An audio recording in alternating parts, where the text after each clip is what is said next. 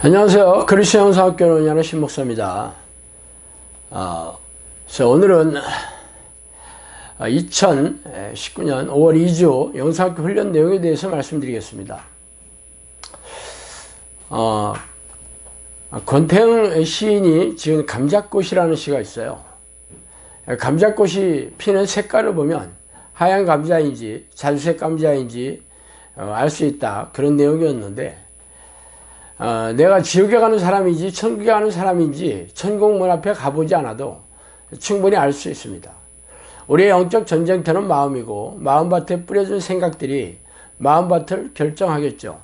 전쟁에서 이겼다는 것은 적을 항복시켜서 다시는 싸움을 못 걸게 만드는 것입니다. 영적 전쟁은 눈에 보이는 싸움이 아니지만 우리는 승패를 확인할 수 있어요. 우리 마음에 드러난 생각을 통해 내가 악한 영의 포로인지 아니면 하나님의 백성인지 알 수 있습니다. 전쟁에서 이긴 사람의 생각은 밝고 즐거운 생각들입니다. 영혼이 맑다는 것은 마음이 즐거움으로 채워져 있다는 의미이기도 하며 평안 혹은 자유함 등의 짝을 이루는 정서입니다. 거꾸로 마음이 기쁘지 않다면 하나님께 기도하지 않게 되죠. 쉬지 않고 기도하라는 명령은 기도의 행위만을 의미하는 것이 아니라 마음으로 교제하는 것입니다. 죄를 지으면 마음이 어두워지죠. 미혹영은 우리가 인지하지 못하는 것으로 유혹합니다. 즐겁지 않은 마음은 귀신에게서 오죠. 그래서 온종일 미친 듯이 기도하는 것이 제일 쉬운 방법입니다. 우리의 생각을 포맷해야 하는 이유는 우리의 많은 생각이 악한 영으로부터 오기 때문입니다. 생각과의 싸움이 어려운 이유는 내 생각은 내 것이라고 믿기 때문인데, 이런 생각은 스스로 명철하다고 생각하는 자와 다를 바가 없죠. 자, 먼저 미혹영은 죄와 잘 싸우지 못하게 합니다. 먼저 인지되는 생각을 봅시다. 우리가 일반적으로 죄라고 확실시되는 생각이죠. 미움, 분노, 억울함, 시기, 질투, 자기연민 혹은 음란이라 게임을 하고 싶은 것 등은 이런 생각들은 죄다 인지되는 것들인데, 일단 이런 생각이 들어오면 마음이 괴롭고 기분이 안 좋으므로 생각하고 싶지 않지만 안 떠난 것들입니다. 귀신이 넣어주는 것인지 아는데도 불구하고 한번 들어오면 잘 안 떠나죠. 사람이 가진 죄를 좋아하고 죄를 추구하는 변질된 본성 때문에 이런 생각을 한 번이라도 허용하면 강력 접착제같이 들러붙어 안 떨어집니다. 그래서 처음 들어올 때 예수피를 속사포처럼 쏘아대야 합니다. 잘 싸우는 사람이든 못 싸우는 사람이든 한번 받아들이면 안 떨어져 나가므로 인지한 즉시 처리해야 합니다. 환경이 바뀔 때 특히 공격이 많죠. 몸이 아프게 된다든지 사건이나 사고가 생기면 귀신이 넣어주는 부정적인 생각이 쉽게 받아들이게 되죠. 일단 받아들이게 되면 싸워 이기기 힘들기 때문에 계속 예수피로 쳐내야 합니다. 비록 내공이 없다 할지라도 예수피로 계속 쳐내면 귀신들이 편하게 공격할 수 없어요. 마음이 밝아질 때까지 싸우셔야 합니다. 받아들이는 순간 하나님께서 개입하지 않으심으로 지는 전쟁이 돼요. 마귀를 대적하라 그러면 너희를 피하리라. 야고보서 4장 7절이죠. 이 말씀의 약속을 굳게 잡고 싸우세요.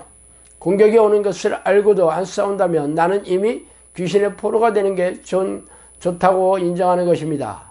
자기 힘으로 싸워서 되지 않아요. 오직 견고한 진을 파하는 하나님의 강력인 예수피를 의지하고 사용하세요. 예수피의 능력이 봉인을 푸는 방법은 믿음으로 이길 때까지 의지하는 것입니다. 자, 그 다음 인지가 안 되는 죄를 살펴봅시다. 예를 들어 지금까지 해보지 않았던 일을 하게 될 때 머리가 복잡하고 안개가 자욱해져서 기대에 집중하지 못합니다. 기도가 끝나도 그 생각에 쩔어서 죄인지 아닌지도 모르죠. 인지되는 죄들은 피 터지게 싸우기라도 할 수 있지만 인지가 안 되는 죄들은 형편없이 속수무책으로 당하게 되어 있습니다. 이러한 죄들은 주로 자기 생각이 강한 사람들에게 치명적이에요. 어떤 생각이 들어오면 그 생각이 자기 생각인지 알고 고집스럽게 붙들게 되죠. 자기 생각과 힘으로 살려고 하는 사람들입니다. 이런 사람들은 축출 기도를 해도 미혹영이 잘 나가지 않아요. 자신을 하나님께 맡기지 않는 것이 죄라는 생각을 못하고 자기가 주인 노릇을 하고 있죠. 내가 다 하려고 하니까 머리가 복잡해지는 것이죠. 성령과 함께 있는 자의 특징이 기쁨과 자유함과 평안을 누리는 것입니다. 마음이 안 즐겁다고요? 그러면 하나님과 단절된 것이에요. 바로 죄인인 상태죠. 이런 상태가 된 것을 알았다면 하나님께 액을 못 거라며 달려들어야 하는데 그게 잘못되었다고 생각을 못하고 그저 열심히 하면 된다는 생각만 하고 있다면 단단히 미혹된 상태입니다. 이것을 해결하려면 하나님께서 움직이셔야 하죠. 아직 해결이 안 되고 있다는 것은 하나님의 마음으로 움직이는 기도를 하지 못하고 있다는 것입니다. 즉 계속 죄를 지으면서 기도하고 있으므로 그의 기도는 가증한 기도가 되는 것입니다. 사람이 귀를 들려 율법을 듣지 아니하면 그의 기도도 가증하니라.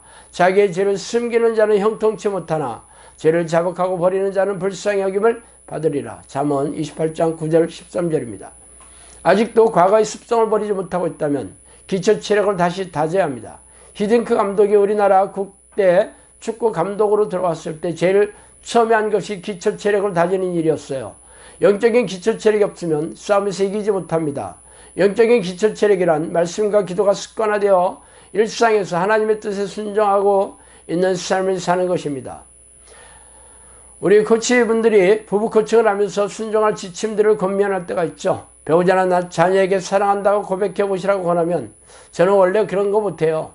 아직은 아니에요. 기도가 좀 더 올라가야 해요. 이러한 태도는 해야 하는 건 아는데 지금 안 하겠다는 것이죠. 우리의 기초 체력은 여기서 입증됩니다. 무엇을 순종해야 할지 몰라서 오래 걸리는 게 아니라 알아도 하기 싫어서 안 하기 때문에 성령의 사람이 되지 못하는 것입니다. 그 다음에 미혹영은 순종을 방해합니다. 사울은 여호와의 명을 받고 아말렉을 멸하기 위한 전쟁에 자신을 들였죠. 이 전쟁은 승리로 끝났지만 하나님은 이 일을 크게 근심하시고 계십니다. 사울을 왕으로 쓰신 것을 후회하셨어요. 아말렉에 속한 것은 모두 진멸하라는 하나님의 뜻에 불순종했기 때문이죠. 그러나 사울은 자신은 하나님께 순종했다고 변명합니다. 사울은 전리품이 하나도 없이 패전병처럼 돌아오는 것을 원치 않았어요. 백성들이 보기에 자신의 곡이 드러날 만한 금이 환향을 원했기 때문에 하나님의 말씀을 그대로 따르지 않고 자기 생각을 섞었습니다. 하나님께서는 이를 불순종이라고 하셨어요. 말씀 그대로 행하는 것을 순종이라고 보십니다. 사울이 아각을 살려주었듯이 내 욕심과 마귀가 준 생각과 습관들을 버리지 않으면서 나는 순종했다고 생각하지만 하나님께서 받으실 수 없죠.